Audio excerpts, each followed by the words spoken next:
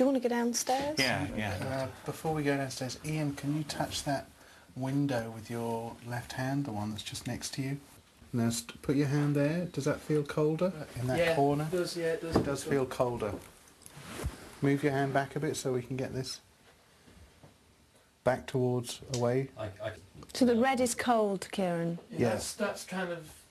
Okay, but then when you move it forward, it's a lot colder. Yeah.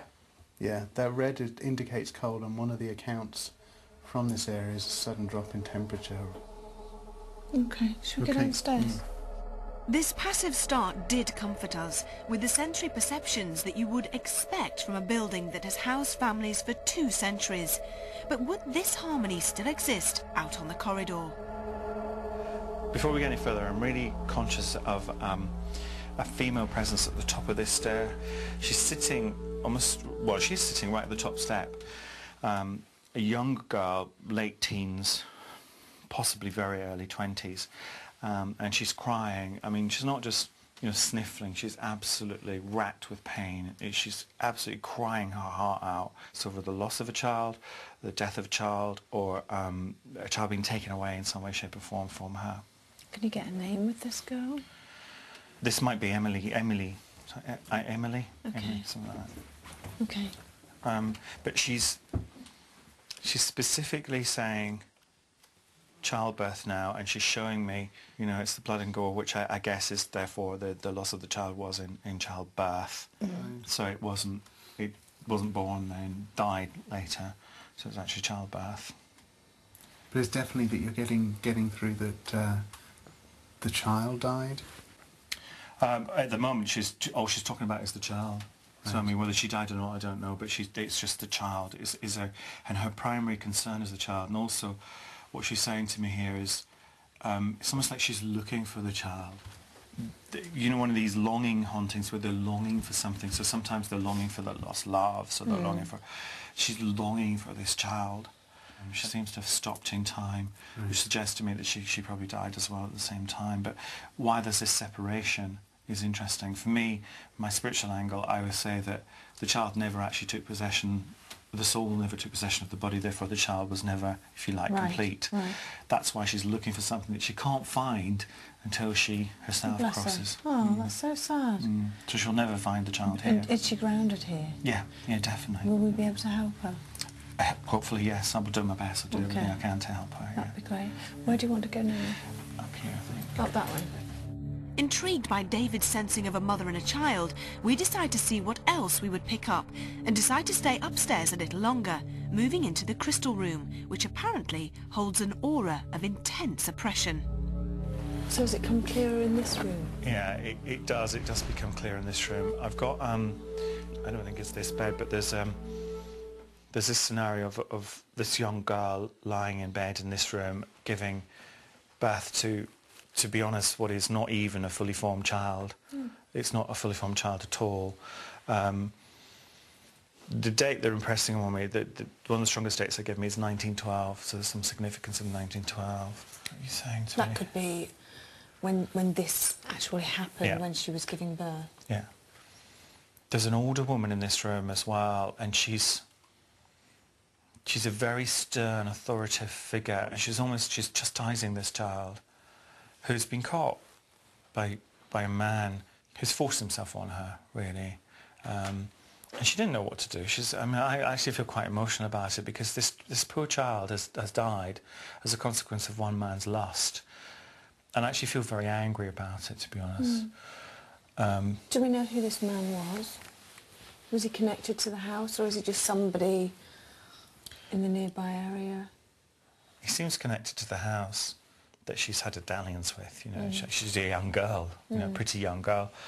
But this womanly figure is probably worrying me more, because she's a God-fearing individual, and she's more or less telling this girl, this is what you deserve. We know that the young girl haunts here, she's grounded here because she's looking for her baby. Yeah. What about this older woman? She definitely walks here. I tell you what she's got for me, she's got this sense of remorse now, because when she's passed, she's understood what's happened. She's met the spirit of this young girl who passed before her, and she's ashamed, because I think she's, in a sense, protecting this young girl It's like she's trying to make amends in a way.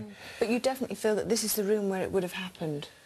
It feels to me as it would have happened. And the old woman to me is, you know, she's quite strong. She seems to busy herself about here particularly.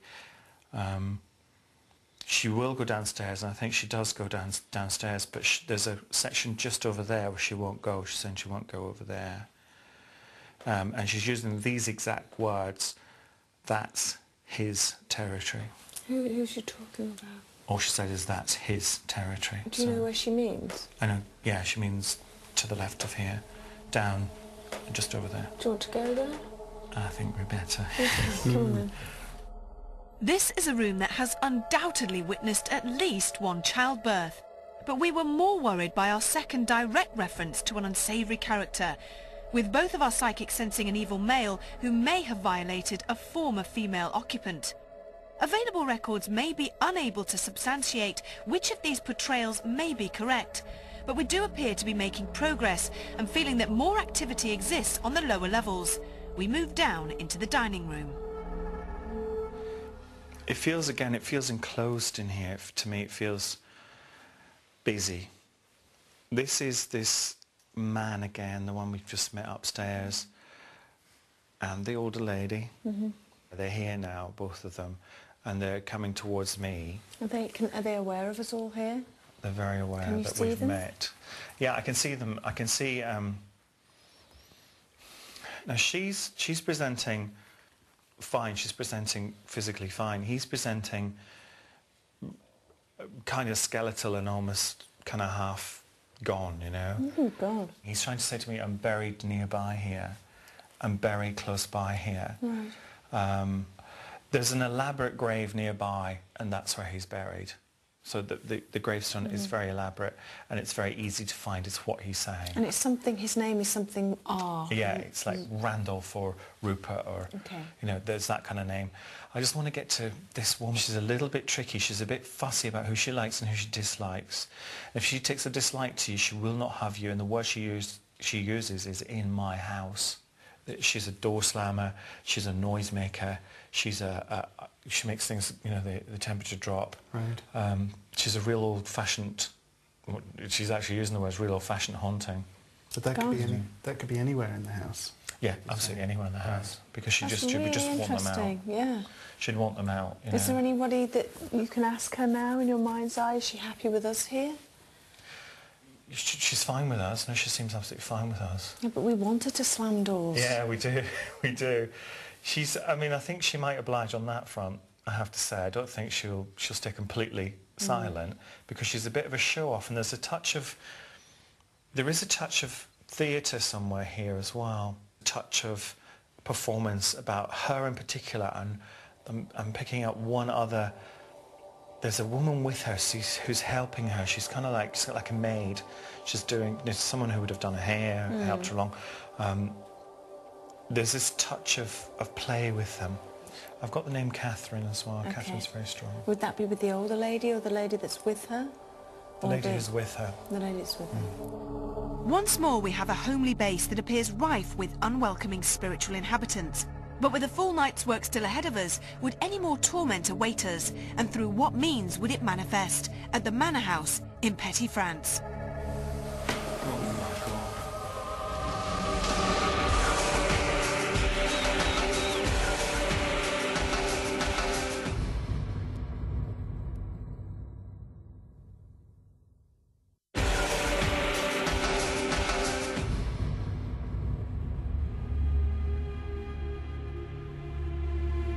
Most Haunted's latest investigation is centred on an affluent manor house in South Gloucestershire, which has so far offered us an absorbing atmosphere. But we have been forewarned that one or two unsavoury characters may be lying in wait in all parts of this building. With the night vigils now upon us, Carl and Stuart decide to start at the top and head to the isolated attic, where the apparition of an old woman has been seen. Maybe the sounds from an occasional passing car outside would calm their nerves. If there's any spirit entity here... Is there a table in here? Why don't you and I just do an actual seance? When was the last time you and I did it? I'm not talking table tipping, I'm not talking glass moving, I'm talking